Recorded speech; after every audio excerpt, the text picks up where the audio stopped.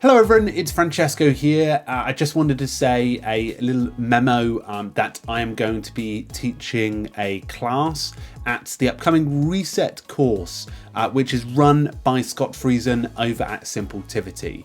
You can find the link in the description below, but I'll be doing a class specifically on how to find the best to-do list and project management applications, showing you some timeless techniques at really approaching a long-term sort of decision when choosing a to-do list app and project manager.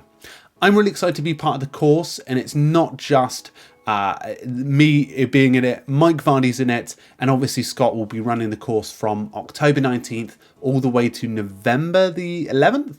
And he covers, as you can imagine, in the 4-week course, everything in the productivity realm, including systems, tools, focus and balance, and some fantastic live workshops. And you'll also be part of a community during it.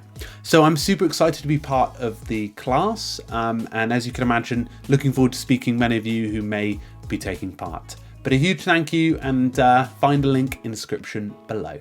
Cheers, folks.